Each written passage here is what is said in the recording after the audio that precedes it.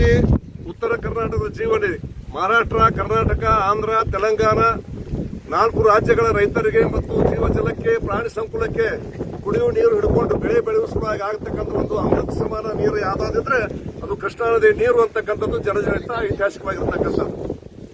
ಹೀಗಾಗಿ ಪ್ರತಿ ವರ್ಷ ಜೂನ್ 7ನೇ ತಾರೀಕಿಗೆ ಕೂಡ್ತಕ್ಕಂಥ ಮೃಗಶಿರ ಮಳೆ, ಮುಂಗಾರು ಮಳೆ, ಅದು 7ನೇ ತಾರೀಕಿಗೆ ಜೂನ್ಗೆ ಕೂಡ್ತಂತ ಹೇಳಿದ್ರೆ ಅದು ಜೂನ್ 22ರವರೆಗೆ ಜೋರಾಗಿ ಅಲ್ಲಿ ಮಹಾಬಲೇಶ್ವರ ಬೆಟ್ಟಕ್ಕೆ ಮಳೆ ಆತಂದ್ರೆ ಮಾತ್ರ ಇಲ್ಲಿ ಕೃಷ್ಣಾ ನದಿಗೆ ಜೂನ್ 22 ಮಳೆ ಬರತಕ್ಕಂಥದ್ದು ನಾವು ನೋಡ್ಕೊಂಡು ಬಂದಿರತಕ್ಕಂಥ ಇತಿಹಾಸ.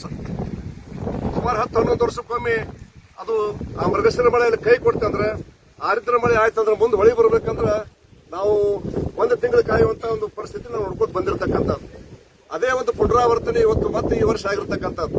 ಇವತ್ತು ಮೃಗಶಿರ ಮಳೆ ಒಂದು ಹನಿ ಕೂಡ ಮಹಾಬಲೇಶ್ವರ ಬೆಟ್ಟಕ್ಕೆ ಆಗಲಿಲ್ಲ. ಹೃದಯದಿಂದ ಇವತ್ತು ಆರಿದ್ರ ಮಳೆ ಅದು ಕೂಡಿ ಕೂಡ ಅದು ಈಗ ಒಂದು ವಾರ ಆಯ್ತು, ಅದು ಕೂಡ ಅದು 10 ದಿವಸ ಆಯ್ತು ಕೂಡಿ. ಈಗ ಒಂದು 4 ದಿವಸದಿಂದ ಜೋರಾಗಿ ಮಳೆಯಲ್ಲಿ ಆಗ್ಲಕತ್ತೈತಿ. ಇವತ್ತು ಇನ್ನೂ ನಮಗೆ ಆಶೆ ಐತಿ, ಇನ್ನೊಂದು 15 ದಿವಸದೊಳಗ ಈ ಆಲಮಟ್ಟಿ ಜಲಾಶಯ ತುಂಬತೈತಿ ಅಂತಕ್ಕಂಥ ನಂಬಿಕೆ ಇದೆ.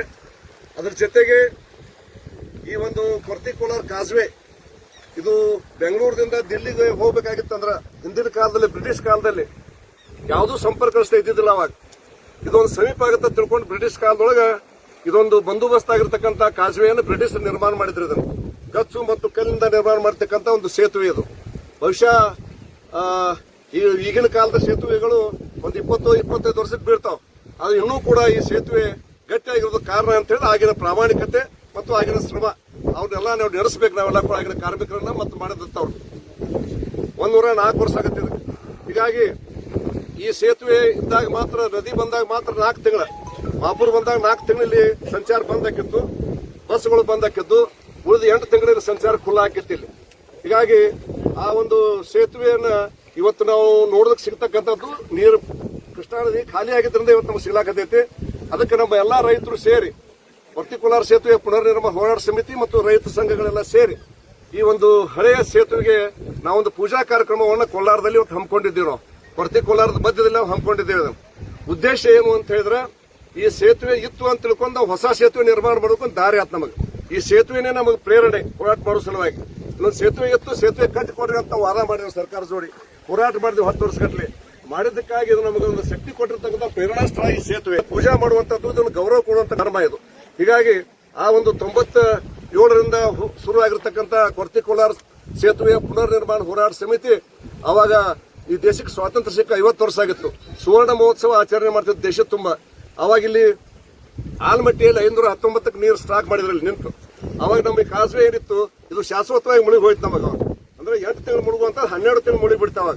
ಅವಾಗ ನಾವು ವಿಚಾರ ಮಾಡಿ ಇದನ್ನ ಹೋರಾಟ ಮನವಿ ಕೊಡ್ತಾ ಇದ್ದೀವಿ. ದೊಡ್ಡ ಹೋರಾಟವನ್ನು ಅವಾಗ ನಾವು ಮಾಡಿದ್ವಿ. ಏನ್ ಮಾಡಿದೇವಿ, ಆ ಆಗಸ್ಟ್ 15 ಏನು ಬಂದಿತ್ತು, 1997 ಆಗಸ್ಟ್ 15 ಸುವರ್ಣ ಮಹೋತ್ಸವ ಏನು ಬಂದಿತ್ತು, ಮುಳುಗಡೆ ಜನರಿಗೆ ಇದೊಂದು ಕರಾಳ ದಿನ ಅಂತ ತಿಳ್ಕೊಂಡು ಕೈಗೆ ಕರಿ ಬಟ್ಟೆ ಕಟ್ಕೊಂಡು ನಾವು ರಾಷ್ಟ್ರ ಧ್ವಜವನ್ನು ಹಾರಿಸಲಿಲ್ಲ. ಕೋಲಾರದಲ್ಲಿ ನಾವು ಬಾಯ್ಕಾಟ್ ಮಾಡಿದೇವೆ. ನಾವು ಈ ಸೇತುವೆ ಮಾಡಿದ್ರೆ ಮಾತ್ರ ನಾವು ಧ್ವಜಾರೋಹಣ ಮಾಡ್ತೇವೆ ಅಂತ ಹೇಳಿ ಒಂದು ಬಾಯ್ಕಾಟ್ ಮಾಡಿ ಒಂದು ಬಿಜ್ಲಿಂದ ಬಿಜಾಪುರ ಕುಡಿಯಾಕ ನೀರು ಹೋಗಿತ್ತು. ಆ ಸೇತುವೆಯನ್ನು ಕಟ್ಟಿದ್ರೆ ಮಾತ್ರ ಕುಡಿಯಾಕ ನೀರು ಕೊಡ್ತೀವಿ, ನಾ ರಕ್ತ ಕೊಡ್ತೀವಿ, ನಾ ನೀರು ಕೊಡಂಗಿಲ್ಲ ಅಂತಕ್ಕಂಥ ಘೋಷಣೆಯೊಂದಿಗೆ ಆ ದೊಡ್ಡ ಹೋರಾಟವನ್ನು ಬಿಜಾಪುರ ಪಂಪ್ ಹೌಸ್ ಹತ್ರ ಅಲ್ಲಿ ನಾವು ಮಾಡಿದ್ವಿ.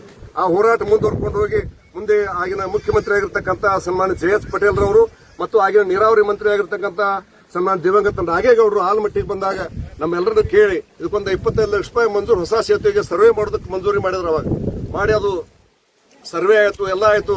ಸರ್ವೆ ಆಗಿ ಕಲ್ ತಂದು ಏನು ಹೊಸ ಬ್ರಿಡ್ಜ್ ಆಗೈತೆ ಅಲ್ಲೇ ಕಲ್ಲು ಇಟ್ರು. ಅವ್ರು ಇಟ್ಟ ಮೇಲೆ ಅವಾಗ ಶಾಸಕರಾಗಿರ್ತಕ್ಕಂಥ ಇವತ್ತು BS ಪಾಟೀಲ್ ಮನಗುಳಿ ಅವ್ರು 30 ವರ್ಷ ಶಾಸಕ ಆಗಿದ್ರು. ಈ ಹೋರಾಟ ಮಾಡುವಾಗ ನಮ್ಮ ಸರಿಯಾಗಿ ಬರಲಿಲ್ಲ ಅವ್ರು.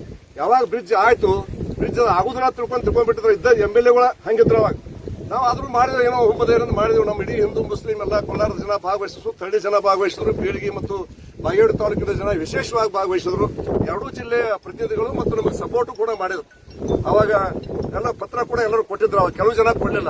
ಆ ಒಂದು ಹಿನ್ನೆಲೆಯಿಂದ ಮುಂದೆ ಅದು ಇಲ್ಲಿ ಬೇರೆ ಕಡೆ ಮಾಡ್ಬೇಕಂತ ಪ್ರತಿ ಹೋರಾಟ ಶುರು ಆಯಿತು. ಮತ್ತೆ ನಾವು ಆಲಮಟ್ಟಿ ಧರಣಿ ಮಾಡಿದೆವು. ಧರಣಿ ಮಾಡಿದ ಮೇಲೆ ಅದು ಮತ್ತೊಂದು ಸರ್ವೆ ಆಯ್ತು. ಅದು 1 ಕೋಟಿ ರೂಪಾಯಿಗೆ ದಿಲ್ಲಿ ರೈಟ್ಸ್ ಕಂಪನಿ ಅವರು ಸರ್ವೆ ಮಾಡಿದ್ರು. ಅವರು ಒಂದು 4 ತಿಂಗಳು ಸರ್ವೆ ಮಾಡಿ ಅಲ್ಲೇ ಕಲ್ಲಿಟ್ರು. ಇಟ್ಟಾಗ ಮುಂದೆ ನನಗೆ ಭಾರತೀಯ ಜನತಾ ಪಾರ್ಟಿ ಟಿಕೆಟ್ ಸಿಕ್ತು. ನಾನು ಶಾಸಕ ಆದೆ. ಇಲ್ಲಿ SM ಕೃಷ್ಣ ಮುಖ್ಯಮಂತ್ರಿ ಆದರು. KH ಪಟೇಲ್ ರವರು, HK ಪಾಟೀಲ್ ರವರು ನೀರಾವರಿ ಮಂತ್ರಿ ಆದರು.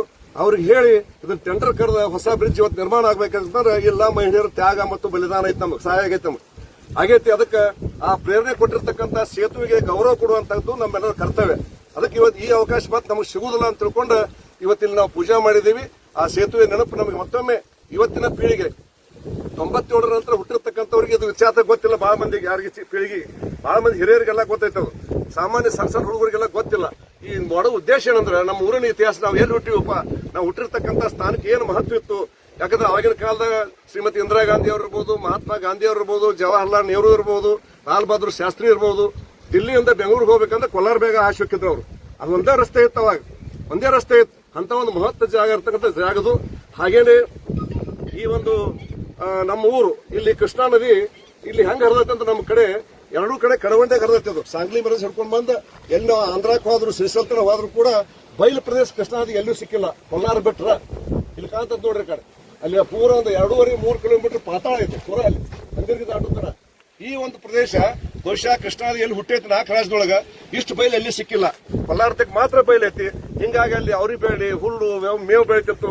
ಅದಕ್ಕೆ ಹೈನುಗಾರಿಕೆಯಲ್ಲಿ ಪ್ರಸಿದ್ಧ ಆಗೋದಕ್ಕೆ ಆ ಕೃಷ್ಣಾ ನದಿ ಕಾರಣ ಮತ್ತು ಅಗಲಾಗ ಪ್ರದೇಶ ಕಾರಣ ಅಂತಕ್ಕಂಥ ಮಾತನ್ನು ಹೇಳ್ತಾ ಇಲ್ಲಿ ಮೀನು, ಮೊಸರು, ಪೇರು ಹಣ್ಣು, ಬದನೆಕಾಯಿ ದೊಡ್ಡ ಒಂದು ರುಚಿ ಇದು. ಬರೀ ಈ ಹೊಳೆದಂಡೆಗ ಬದ್ನೆಗಳು ಹಚ್ಚಿಬಿಟ್ರೆ ಒಮ್ಮೆ ಹಚ್ಚಾಗ ನೀರು ಹಾಕಿಬಿಟ್ರೆ ಸಾಕು. ಮುಂದೆ 15 ಬೆಳಗಲ್ದೆ ಅಗತಿ ಮಾಡ್ತಿದ್ದವು. ಅಲ್ಲಿ ಟಮಾಟಿ ಮತ್ತು ಬದನೆಕಾಯಿ ಹೆಂಗ್ ಬೆಳಿತಿದ್ವು ಅಂದ್ರೆ ಜೂನ್ ಕಾರುಣಿವರೆಗೆ ಹೊಳಿ ಬರುವವರೆಗೆ ಜೂನ್ 22 ತನಕ ಬದನೆಕಾಯಿ ಇರ್ತಿದ್ದೇವೆ ನಾವು. ಇಲ್ಲೇ ನಮ್ಮ ದಂಡಿನ ಬ್ಯಾಗ್ ಅಲ್ಲೇ ಇರ್ತಿದ್ದೆ ನಾನು. ಸುಮಾರು ಒಂದು ಬ್ಯಾಸಿ ಬಂದಾಗ ವರ್ಷನ ವಸ್ತಿ ಅಲ್ಲೇ ತಾಕಳಾದ ಕಟ್ಕೊಂಡು ಏನು ಕೊಲ್ಲಾರ ಮುಂದೆ ಹಾಳು ಬಂದು ಹೊಳಿ ಕೂಡ್ತೈತಿ. ಆ ಮೂಲಿಗೆ ನಾವು ಬದನೆಗಳು ಹಚ್ಕೊಂಡು ನಾವು ದನ ಮೇಸ್ಕೊತ ಅಲ್ಲೇ ಇರ್ತಿದ್ದೇವೆ ನಾವು. ಹೀಗಾಗಿ ಅಂತ ಒಂದು ಪ್ರದೇಶ ನಾವು ಕಳ್ಕೊಂಡೇವೆ ಆಲಮಟ್ಟಿ ಡ್ಯಾಮ್ ಮುಳುಗಿದ್ರಿಂದ. ಹೀಗಾಗಿ ಕೊಲ್ಲಾರದ ಇತಿಹಾಸದ ಜೊತೆಗೆ ಕಾಕಣಿಕೆಯ ಮೈಪದ್ಯ ದಾಸರು ಆದಿಲ್ ಶಾಹಿ ಆಸ್ಥಾನದಲ್ಲಿ ಅವರೊಬ್ಬ ಪಂಡಿತರಾಗಿದ್ರು. ಅವರು ಕೂಡ ಹುಟ್ಟಿರ್ತಕ್ಕಂಥದ್ದು ಕಾಕಣಿಕೆ. ಆದ್ರೆ ಇಲ್ಲಿ ಅವ್ರು ಬಂದು ಸ್ನಾನ ಮಾಡ್ತಿದ್ರು. ಬಂದಿಲ್ಲ ಅವ್ರು ಎಲ್ಲಿ ಮಾಡ್ತಿದ್ರು, ನಾವು ಡಬ್ಡಬಿ ಅಂತ ಕರಿತೀವಿ ಹಳಿನ ಹಾಕೋದ್ ಮುಂದೆಲ್ಲ.